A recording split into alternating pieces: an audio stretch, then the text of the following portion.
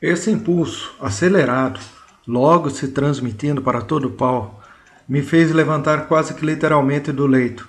Em 3 dias eu claudicava até o departamento de fisioterapia, prestava serviços às enfermeiras e frequentava a sala de descanso dos empregados, tentando puxar conversa com os médicos entediados. A sensação de um sexo vital se sobrepunha à minha funesta euforia, a culpa confusa pelo homem que eu matara. A semana seguinte ao acidente foram um labirinto de dor e fantasias insanas. Depois os lugares comuns da vida cotidiana, com seus dramas abafados, toda a minha habilidade orgânica de lidar com as lesões físicas se encontrava muito embotada ou esquecida. O desastre era a única experiência real que eu tivera em anos. Pela primeira vez eu estava numa confrontação física com o meu próprio corpo, uma enciclopédia inesgotável de dores e descargas sobre o olhar hostil de outras pessoas e com o fato de um homem morto. Depois do interminável bombardeio de avisos de segurança na estrada, foi quase um alívio me descobrir num acidente de verdade. Como todo mundo assediado por essas exortações em cartazes e pelos filmes de desastres imaginários na televisão, eu experimentava um vago senso de apreensão por saber que o clímax macabro de minha vida vinha sendo ensaiado com anos de antecedência e ocorria em alguma estrada ou cruzamento conhecido apenas dos produtores desses filmes. Houve ocasiões em que até especulei sobre o tipo de acidente de tráfego em que morreria. Fui enviado para o departamento de radiografia, onde um jovem simpático se pôs a conversar comigo sobre a situação da indústria cinematográfica, enquanto fotografava meus joelhos. Apreciei a conversa, o contraste entre sua visão idealista do filme de longa-metragem comercial e a maneira indiferente com que operava seu bizarro equipamento. Como ocorre com todas as técnicas de laboratório, havia alguma coisa ostensivamente sexual em seu corpo roliço, metido num jaleco branco. Seus braços fortes me conduziam, ajeitando minhas pernas, como se eu fosse um enorme boneco articulado, um desses manequins humanoides, com todos os orifícios imagináveis e com reações à dor. Deitei de costas enquanto ela se concentrava no visor de seu aparelho. Seu seio esquerdo projetou-se por dentro do jaleco branco, o peito estufando por baixo da clavícula. Em algum lugar dentro daquele complexo de nylon e algodão engomado havia um enorme mamilo inerte, os contornos rosados esmagados sob o tecido perfumado. Observei sua boca, não mais que um palmo da minha, enquanto ela arrumava meus braços numa nova posição. Alheia à minha curiosidade sobre seu corpo, ela se encaminhou para o botão de controle remoto. Como eu poderia trazê-la à vida, enfiando um daqueles maciços plugs de aço numa tomada na base de sua espinha? Talvez assim ela adquirisse vida, falasse comigo em tons animados sobre a última retrospectiva de um Hitchcock, assentasse uma conversa agressiva sobre os direitos das mulheres, empinasse um quadril num jeito provocante, descobrisse um mamilo. Em vez disso, fitamo-nos uns ao outro, naquele labirinto de aparelhos eletrônicos, como se estivéssemos completamente descerebrados. As linguagens de erotismos invisíveis e de atos sexuais ignorados espreitavam entre os equipamentos complexos. A mesma sexualidade latente pairava nas filas de passageiros andando pelos terminais do aeroporto, nas junções de genitálias mal encobertas e nas celas de gigantescos aviões. E até nas expressões bucais de aeromoças. 2 meses antes do acidente, durante uma viagem a Paris, fiquei tão excitado pela associação entre a saia de gabardine bege de uma aeromoça na escada rolante à minha frente e as fuzilagens dos aviões distantes, cada um virado como um pênis prateado na direção de sua fenda natal, que involuntariamente toquei em sua nádega esquerda. Estendi a palma da mão sobre uma pequena depressão do tecido, um pouco gasto, no momento em que a jovem, uma total desconhecida para mim, deslocou seu peso da coxa esquerda para a direita. Depois de uma longa pausa, ela me fitou com uma expressão sugestiva.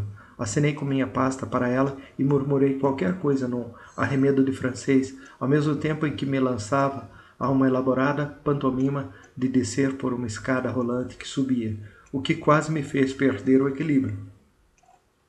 O voo para Orly transcorreu sob os olhares céticos de 2 passageiros que haviam testemunhado esse episódio, um homem de negócios holandês e sua esposa. Durante o curto voo permaneci num estado de intenso excitamento, pensando na estranha paisagem tátil e geométrica dos prédios do aeroporto, as faixas de alumínio fosco e as áreas de imitação de folhas de madeira. Até meu relacionamento com um jovem bartender do mezanino foi acentuado pelo sistema de iluminação de contornos definidos por cima de sua cabeça calva, pelo balcão ladrilhado e por seu uniforme esterilizado. Pensei em meus últimos orgasmos forçados com Catherine, no sêmen preguiçoso impelido em sua vagina por meu pênis, entediado. Os excitamentos metalizados de nossos sonhos de tecnologia partilhados governavam agora os perfis de seu corpo. As elegantes saídas de ar nas paredes do departamento de radiografia me atraíam de uma forma tão convidativa quanto os mais quentes orifícios orgânicos. Muito bem, já acabou. Ela estendeu um braço forte sobre as minhas costas e me ajudou a sentar. O corpo tão próximo do meu quanto ficaria num ato sexual. Segurei em seu braço por cima do cotovelo, meu punho se comprimindo contra o seio. Por trás dela estava a câmera de raio-x sobre um eixo elevado, com grossos cabos estendendo-se pelo chão. Ao me afastar pelo corredor, arrastando os pés, ainda podia sentir a pressão de suas mãos fortes em várias partes do meu corpo. Cansado pelas muletas, parei perto da entrada da enfermaria de mulheres acidentadas, encostando na parede do corredor externo. Ouvi uma altercação entre a freira, que estava no comando, e uma jovem enfermeira negra. As pacientes, estendidas nos leitos, escutavam com expressões entediadas. 2 delas tinham as pernas suspensas em aparelhos de tração, como se envolvidas nas fantasias de ginastas loucas. Um dos primeiros auxílios que prestei no hospital fora coletar a amostra de urina de uma mulher idosa naquela enfermaria, atropelada por um menino de bicicleta. Sua perna direita fora amputada, e ela agora passava todo o seu tempo dobrando um lenço de seda sobre o coto mínimo, amarrando e reamarrando as pontas, como se empenhada interminavelmente em fazer um embrulho. Durante o dia, essa velha senil e simpática era o orgulho das enfermeiras, mas à noite, quando não havia nenhum visitante presente, ela era humilhada por causa da comadre, ignorada com a maior insensibilidade pelas 2 freiras que tricotavam no posto de enfermagem. A freira interrompeu sua reprimenda e virou-se. Uma jovem de penhoar e jaleco branco de médica passou pela porta de uma enfermaria particular, reservada aos amigos do hospital, enfermeiras e atendentes, médicos e suas famílias. Eu já vi o homem antes, várias vezes, sempre com o peito nu sob o jaleco branco, circulando em diversos serviços, não muito mais importante do que os meus. Presumira que era um estudante de pós-graduação se especializando em cirurgia de acidentes no hospital do aeroporto. Suas mãos fortes carregavam uma pasta com fotografias, enquanto suas mandíbulas bexiguentas mastigavam um chiclete. Tive a súbita impressão de que ele oferecia fotos obscenas pelas enfermarias, radiografias pornográficas e análise de urina com resultados negros. O medalhão de bronze pendia sobre o peito nu, preso a um cordão de seda preta, mas o que o destacava, acima de tudo, era o tecido cicatrizado em torno da testa e da boca, resíduos de algum terrível ato de violência. Calculei que ele era um desses jovens médicos ambiciosos que mais e mais povoavam a profissão, oportunistas como a imagem em voga de arruaceiro, com uma hostilidade ostensiva a seus pacientes. Minha breve estada no hospital já me convencera de que a profissão médica era uma porta aberta para qualquer pessoa que acalentasse um ressentimento contra a raça humana. Ele me fitou de alto a baixo, registrando todos os detalhes de meus ferimentos com evidente interesse, mas eu estava mais preocupado com a jovem que se aproximava de mim, usando uma bengala. Esse acessório era sem dúvida uma afetação, um disfarce de postura que lhe permitia comprimir o rosto contra o ombro erguido, esconder a equimose que lhe segurava a face direita. Eu a vira pela última vez sentada na ambulância, ao lado do corpo do marido, fitando-me com um ódio contido. Doutora Hamilton? Sem pensar, eu perguntara seu nome. Ela me alcançou. Mudou a pegada na bengala, como se estivesse pronta para me golpear o rosto, Inclinou a cabeça num gesto peculiar do pescoço, mostrando deliberadamente seu ferimento. Parou na porta, esperando que eu me afastasse de seu caminho. Olhei para a cicatriz em sua face, uma costura deixada por um zíper invisível, com 7 ou 8 centímetros de comprimento, estendendo-se do canto do olho direito até o ápice da boca. Com a dobra nasolabial, essa nova linha formava uma imagem parecida com as linhas da palma de uma mão sensível e esquiva. Li uma biografia imaginária naquela história de pele. Visualizei-a como uma atraente, mas assoberbada estudante de medicina, deixando uma longa adolescência ao ingressar na faculdade, com uma sucessão de relacionamentos sexuais incertos que encontravam um clímax feliz na profunda união emocional e genital com seu marido engenheiro, cada um saqueando o corpo do outro da mesma maneira como Crusoe despojara seu navio. A pele já exibia uma paliçada de pregas no lábio inferior, indicando a aritmética da viuvez, o cálculo desesperado de que nunca mais encontraria outro amante.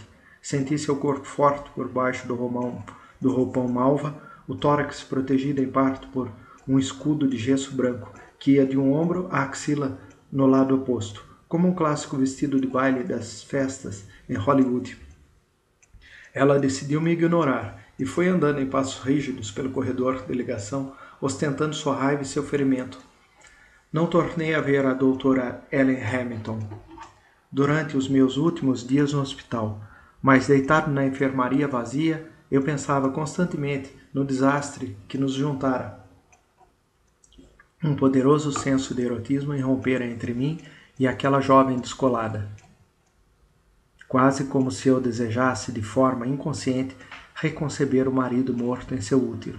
Ao penetrar em sua vagina, entre os armários de metal e os cabos brancos do departamento de radiografia, eu haveria de alguma forma de trazer o marido morto de volta do mundo dos mortos, pela conjunção de sua axila esquerda com a base cromada da câmera, pelo casamento de nossas genitálias e pela elegante capa das lentes. Podia ouvir as enfermeiras discutindo no posto de enfermagem. Catherine me visitava. Ela ensaboava as mãos com um sabonete no pires úmido que havia dentro do meu armário. Seus olhos claros se viravam para a janela cheia de flores enquanto me masturbava. A mão esquerda revelando uma marca desconhecida de cigarro. Sem qualquer instigação, ela passou a falar do desastre e da investigação policial. Descrevia os danos no carro com a persistência de uma voyeur, quase me aborrecendo com o lúrido relato de grade do radiador amassado e o sangue espalhado sobre o capô. Você deveria ter ido ao funeral, murmurei. Eu bem que gostaria de ter ido, respondeu Catherine no mesmo instante, mas enterram os mortos muito depressa. Deveriam deixar os cadáveres expostos por meses. Eu não estava preparada. Mas Hamilton estava. Suponho que sim. E a esposa dele, a médica, você já a visitou? Ainda não. Não pude. Eu me sinto muito ligada a ela. Catherine já me via sob uma nova luz. Será que ela me respeitava? Talvez até invejava por ter matado alguém, quase da única maneira pela qual se pode agora tirar a vida de outra pessoa legalmente? No desastre de carro, a morte era dirigida por vetores de velocidade, violência e agressão. Será que Catherine reagia à imagem que ficara registrada dessas coisas como uma chapa fotográfica ou um filme parado nas esquimoses escuras em meu corpo e nos contornos físicos do volante? No meu joelho esquerdo, a cicatriz por cima da rótula fraturada replicava com exatidão os pontos salientes dos limpadores de para-brisa e das luzes de ré. À medida que eu me encaminhava para o orgasmo, ela começou a passar o sabonete na mão a intervalos de 10 segundos, o cigarro esquecido, concentrando sua atenção naquele orifício de meu corpo, como as enfermeiras que cuidaram de mim nas primeiras horas depois do acidente. Enquanto meu sêmen esguichava na palma de sua mão, Catherine apertou o pênis com força, como se aqueles primeiros orgasmos depois do acidente celebrassem um acontecimento único. Seu olhar extasiado me lembrou a governanta italiana, empregada por um executivo milanês com quem passáramos um verão em Sestre Levante. Aquela solteirana formal, devotada sua vida ao órgão sexual do menino de 2 anos que cuidava. beijando o pequeno pênis, sugando a glande para aumentá-lo, sempre mostrando com imenso orgulho. Balancei a cabeça, agradecido, minha mão na coxa de Catherine, por baixo da sua saia. Sua mente agradavelmente promíscua, alimentada durante anos com uma dieta de desastres aéreos e filmes sobre a guerra, pela violência transmitida na escuridão dos cinemas, efetuou uma ligação imediata entre meu acidente e todas as terríveis fatalidades do mundo, percebidas como parte das recreações sexuais dela. Acariciei a coxa quente através de um rasgão na malha, depois enfiei o dedo médio através da coifa dos cabelos públicos louros, enroscados como chamas no ápice da vulva. Sua virilha parecia ter sido ornamentada por algum decorador excêntrico. Na expectativa de aliviar o hiperexcitamento que meu desastre geraram em Catherine, agora cada vez maior na memória, mais cruel e mais espetacular, passei a acariciar seu clitóris. Distraída, ela se retirou pouco depois, dando-me um beijo firme na boca, como se mal esperasse me ver vivo de novo. Ela falava e falava, como se pensasse que meu desastre ainda não ocorrera.